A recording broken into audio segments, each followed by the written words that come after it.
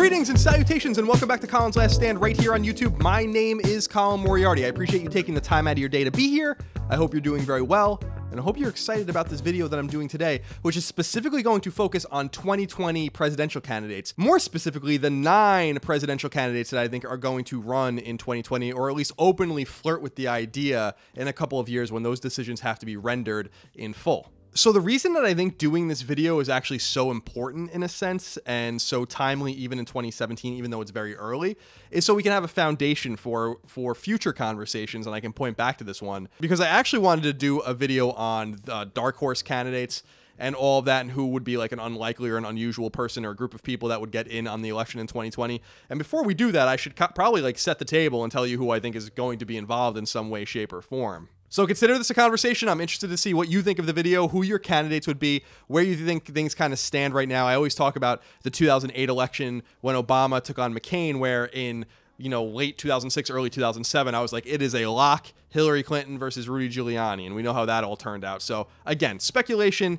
is what it is, but I thought this would be a fun video to do nonetheless. So these are the 9 presidential candidates that I think will be involved in 2020. Let's start with the Democrats, because I think it's the Democratic Party that obviously goes into 2020 with the wind at its back, especially if Trump's historically low approval numbers stay in similar territory, and especially if the Republican-led Congress continues its slow march into nothingness. That is to say, doing nothing, believing in nothing, and accomplishing nothing. If that's the case, and there isn't a strong independent or third-party candidate, more on that in a few minutes, then whoever gets out of the Democratic primary is probably going to win the election.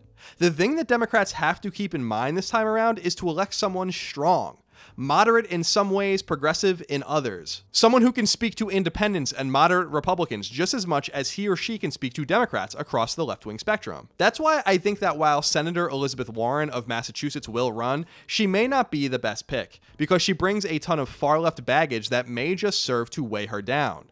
Still, she likes to fight. She has an intellectual mind. She was a college professor after all, and she's a great orator. It's the latter attribute that Bernie Sanders lacked, but she doesn't. She can communicate her positions effectively, and she has appeal to the everyman who feels left behind and left out. What's made her a rock star and what will continue to build up her prominence is that she so forcefully takes on Donald Trump directly.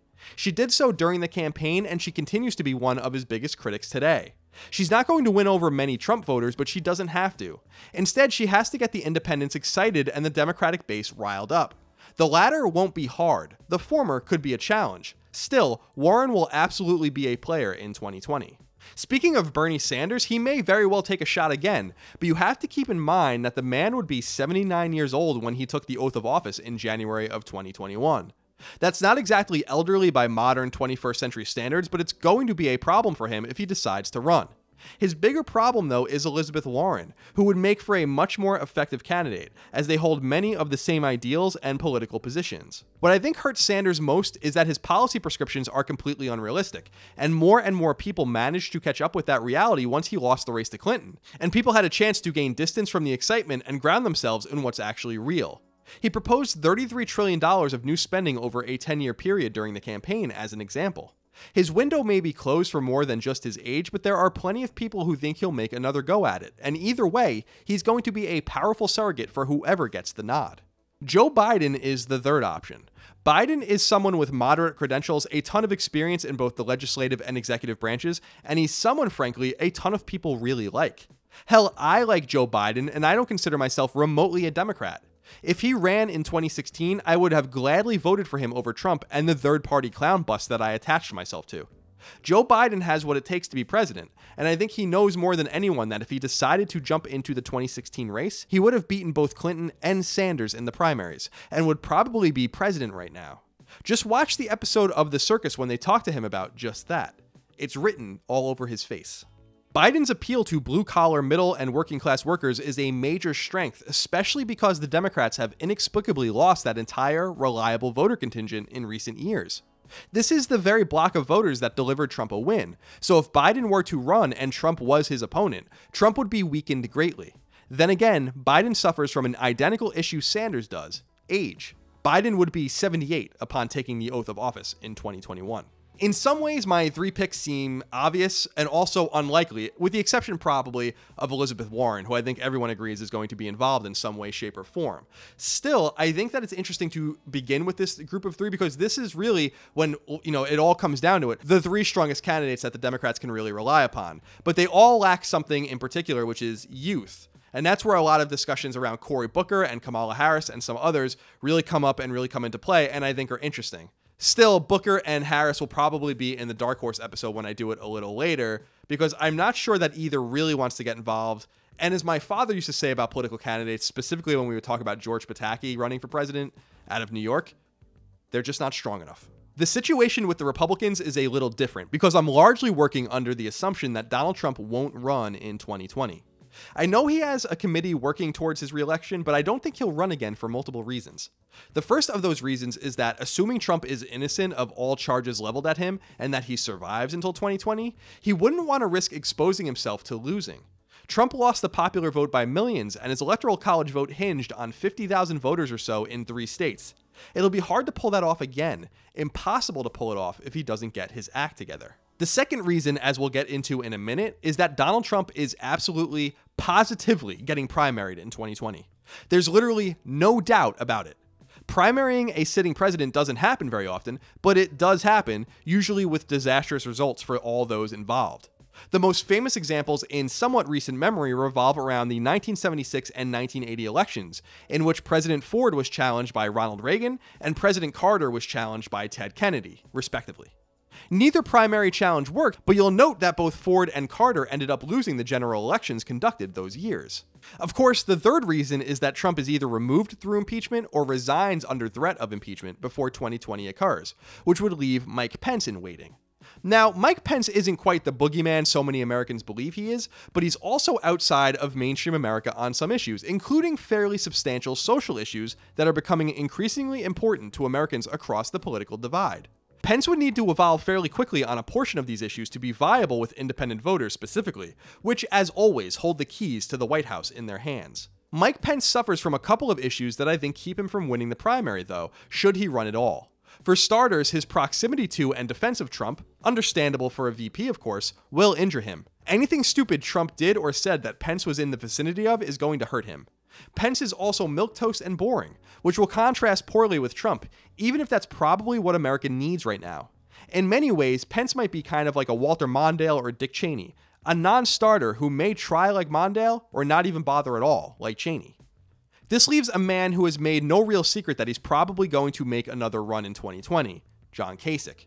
When all was said and done in the 2016 primary, I voted for John Kasich here in California, even though he had dropped out of the race and even though Trump was absolutely going to be the nominee at that point. But I was always struck by one thing in particular when it came to Kasich in the late California primary that year: his performance.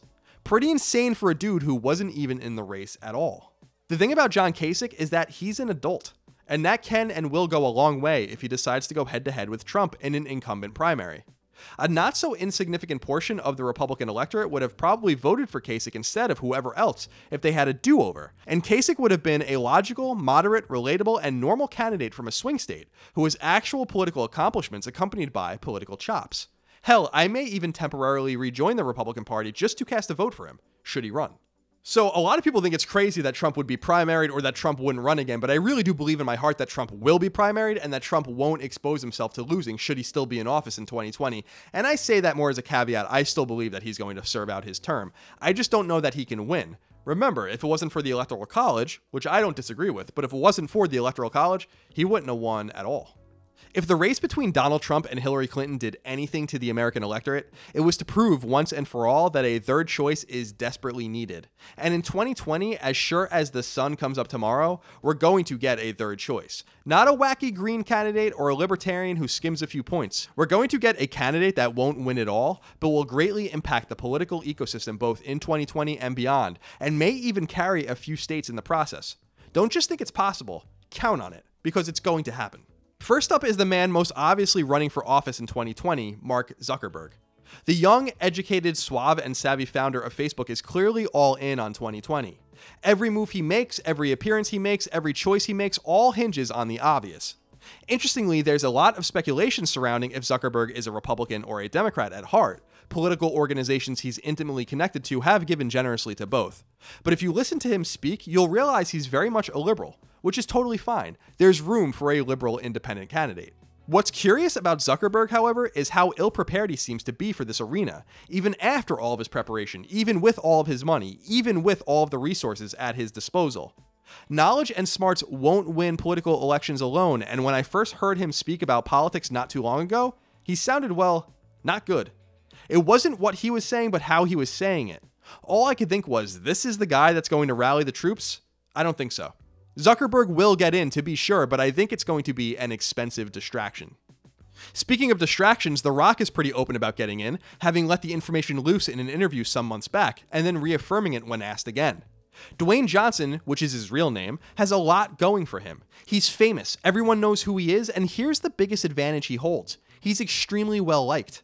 People really, really like Dwayne Johnson, and by all accounts, he's a super nice, humble, down-to-earth dude.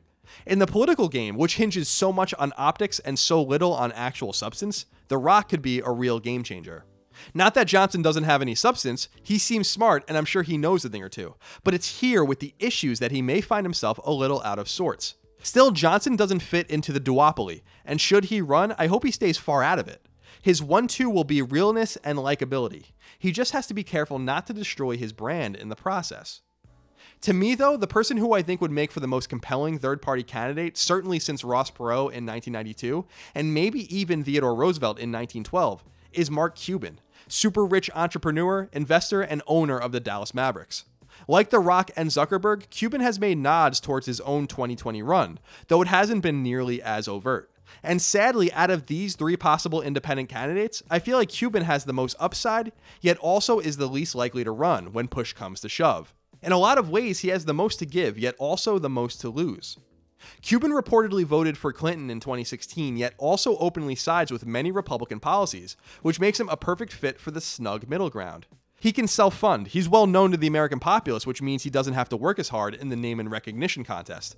And he's also certifiably super rich, which gives him a seat at Trump's table. He's created jobs, he's invested, he's made a killing. It's like all of Trump's upside with none of the bullshit. I really truly do hope Cuban runs. I want to see what he's made of. So those are my 9 locks for 2020. And again, I am super curious to see what you think, not only of my list, but to see your own. So make sure to contribute down in the comments below. Keep it respectful and constructive as always. Likewise, you should give this video a thumb up if you like it and a thumb down if you don't. Please share it with friends and family. Let them know about Colin's Last Stand. The word of mouth, really, you guys are helping. It really is helping. I guess that's what I'm saying. Your word helps. You guys spreading it one person at a time is really cool, and I really do appreciate that.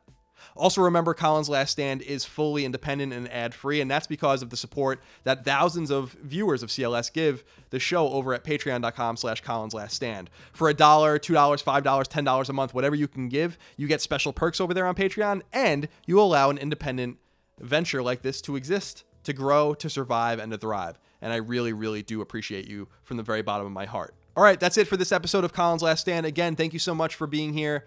I hope you guys are doing very well out there. I will see you next time. Keep on learning.